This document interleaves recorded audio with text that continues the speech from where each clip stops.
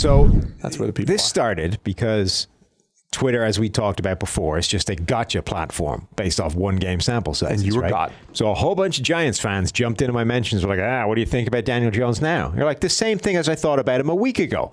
This game changed nothing. One game changes nothing.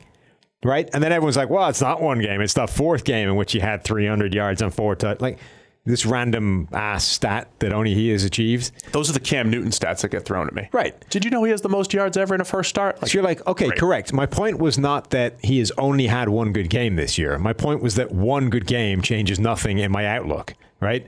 If I thought he was X heading into this game, I still think he's X at the end of this game. It didn't massively warp my opinion of it. I need more takes from you. We need more hot takes.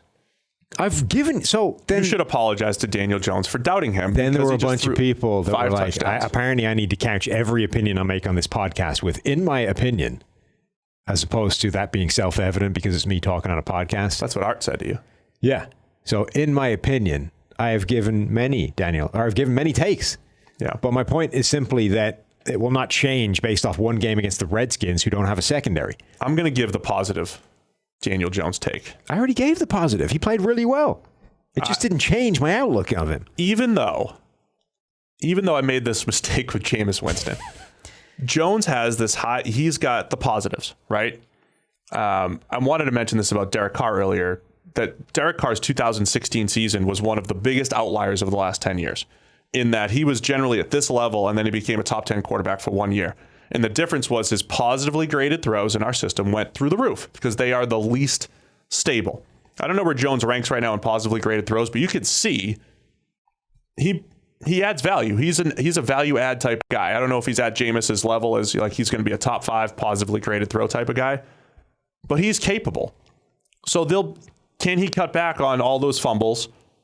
And those like 4 or 5 times per game where he's just a tick slow in the pocket, whether it's due to a fumble or taking a sack or whatever it is. I can see that process speeding up. And I think if you look at what he's dealt with, I know Darius Slayton's gone behind the defense a ton this year and Golden Tate's made some nice plays, but overall, not the best situation in the world. And I also think Shermer deserves some credit. Even though they haven't won games and he's the head coach, I think this offense, even last year with Eli, has overachieved what their output should have been. No, but they're sitting there with a bottom 5 roster, especially on the defensive side of the ball. That part is true. I think Shermer, people are probably calling for his head, right? Because he's only won a handful of games the last couple of years. Yeah. I think with better, I think he's done a pretty good job with the offense, and I think if the defense adds some talent, they get a shot. Daniel Jones, but just to wrap it, that's what our whole take was. Like the high end stuff from Daniel Jones is kind of there. Like we've seen a lot of it this year, but he's up and down. Yes. I think the commentary about Daniel Jones' situation is largely off. I think his situation actually isn't that bad at all. He has a reasonable receiving group that I don't think is dragging him in the wrong direction, and if anything, is actually helping. He has a scheme who people are trying to crap all over in Pat Shermer and his system that has proven to get good results out of marginal quarterbacks, and I actually think is doing a reasonable job this season. I agree there. The biggest area of criticism is his offensive line, because Nate Solder has been something of a revolving door. But even the offensive line has not been that bad. And the critical thing that nobody thinks about regarding that is that quarterbacks affect their offensive line performance massively. So this idea of, so a lot of people are like, well, he'll clean up the fumbles, right? Year 2, he'll get better. He'll tidy it up. It's a ball security problem. Look at Lamar. Lamar fumbled a lot last year. Now he hasn't fumbling anymore. The difference there is that Lamar was legitimately fumbling in the course of carrying the ball. It was ball security, right? That the fumbles for Daniel Jones are they're not the disease. They are a symptom of the illness, right? So Daniel Jones fumbles a lot because he holds the ball a long time and has crappy pocket awareness, right? So yes, some of these Nate Solder's getting smoked and looks like a turnstile. A lot of them, though, are Daniel Jones hanging on the ball for an age and inviting pressure and causing more problems to the offensive line and eventually leading to issues. Remember, there was a play Also, there's other ones where he just had really crappy ball security. There was a play where Jamal Adams ran in, stole the ball from like a child, and ran off into the end zone, right? That's not he'll get better at that thing. That was pitiful. You looked like a small child who got abused. So this idea of the offensive line hanging him out to dry, to an extent, the offensive line has not been good, but you need to start thinking about what effect Daniel Jones himself has on that. Now, I think there's a decent chance that gets better. We talked before about how the biggest failing of young quarterbacks is that the slowness of their processing for this stuff manifests itself most clearly in holding onto the ball too long and inviting pressure and all that kind of stuff. Minshew, Daniel Jones, Baker, all these, this is the thing they suck at early, right? So I think there is a reasonable chance that he gets better at that, but it will manifest itself in less pressure coming on him and the offense, and therefore less fumbles happening. Not like, if we just fix the offensive line, he's great. Like, this is a thing he needs to get better at. So I generally think that the narrative surrounding Daniel Jones is that this guy has been stuck in a crappy situation, and look at all the great plays he's making. Like, if we just make things better around him, he'll be a superstar. I don't think that's true. I think his situation actually isn't that bad at all. And if he gets better at a few things, now we're talking.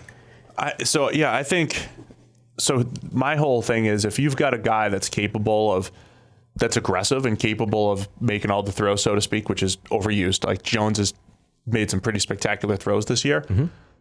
Then if you really improve his situation, right? Like you throw a Jerry Jeudy into the mix, like if they doubled up at receiver. Sure. And Evan Ingram's back out there and Golden Tate's your yak guy and Slayton's still getting behind the defense, like, wow. Jones is a guy that can distribute to all these playmakers. And then we always diminish the value of the running back because, like McCaffrey, in isolation, they can't do it. But if they're the third or fourth option, if McCaffrey's the third or fourth option and there's great receivers around him, man, you're kind of afraid of McCaffrey because checkdowns, go from 2 yards to 10 yards. And then you've got other guys to worry about. That was Barkley yesterday, right? If Barkley's like the other option in the pass game that you kind of have to account for, not the option in the pass game, he's scary. So that's why I can see this. I might change my Jones comp here. From Nick Foles, he's starting to look a little bit like Joe Flacco.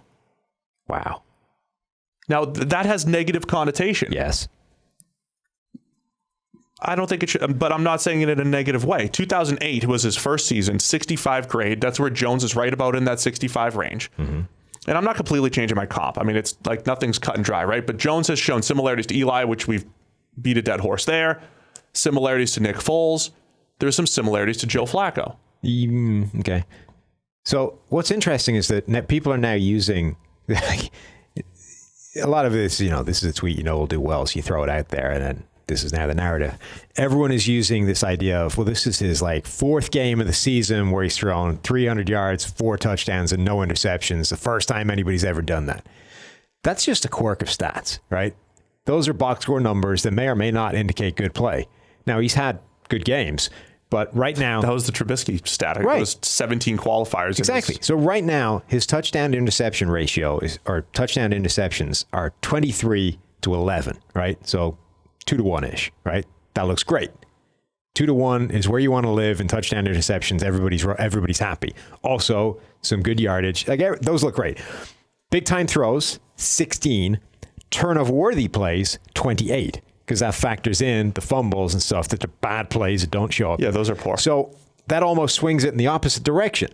He is, those box score numbers of just touchdown to interception ratio massively flatter Daniel Jones. The fact that he's the first rookie quarterback ever to have X yards, Y touchdowns, and Z interceptions is a quirk of numbers, because he has thrown a ton, or had a ton of turnover-worthy plays. Apparently, they've just avoided themselves in 4 separate games, one of which came against the Washington Redskins, that A, has a garbage secondary, and B, was down to the backup garbage secondary.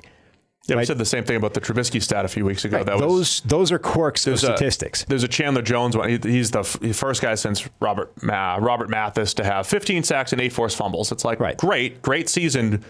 The one that put him over the top was the unblocked strip sack of Russell Wilson yesterday. So, obviously, PFF grades factor in every single play of all these quarterbacks, right? We are trying to quantify what they do from a throws, from a fumbles, all this, right? Right now, Daniel Jones is the 24th graded quarterback in the NFL. He is 4 spots behind Baker Mayfield, who we just talked through is playing like garbage. He is 3 spots behind Gardner Minshew, for whom the wheels have fallen off. He is 2 spots behind Jameis Winston, the only more volatile quarterback in the NFL. He is 1 spot behind Dwayne Haskins, the guy who he was dueling with back and forward before Haskins went down. He is 3 spots above Mitchell Trubisky, who has been a disaster for a giant portion of the season. Daniel Jones has shown a lot of impressive stuff for a rookie. He has, I think, exceeded what I expected of him coming into this season. But he has not been that good. That's why I kind of like my Joe Flacco comp. Where Joe Flacco was. You're going to get more hate for comping him to Joe Flacco than I have in 10 minutes of tearing him down. I'm going to wrap it up. We're going to move on. But Joe Flacco, early in his career, was capable of making big-time throws, big arm, was chucking the ball outside the numbers like crazy, had a pretty good rookie season where they dragged him to the AFC Championship, Baltimore's defense. After that point, though, 09, 10, 11, 12, that obviously he won a Super Bowl in 2012. He had some horrible play within there, but he was the guy that was capable of going on a run, and you could get pretty good production out of him when you gave him an Anquan Boldin, you gave him a Todd Heap. He had Derek Mason early in his career. He had these guys that could get open and guys that could go up and make contested catches and take advantage of his aggressiveness. Now, starting in about 2013 or 14, he lost that aggressiveness. Also had it depleted. I mean, for all these things we joke about Flacco, he had nobody to throw to for multiple years.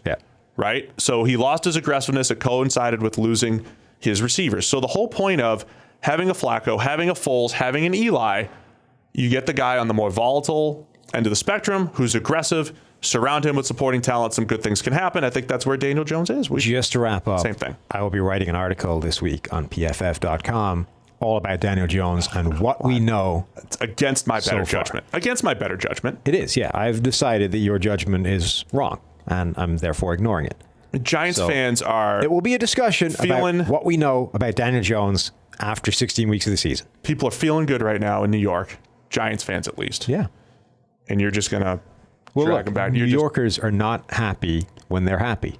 So it's important to put them back in a position which they feel comfortable, which is misery. You're going to ruin their Christmas. Yes, a little bit. You want to get rid of me and get back to more great PFF YouTube content? All you have to do is push that button right there and subscribe. Thanks for watching.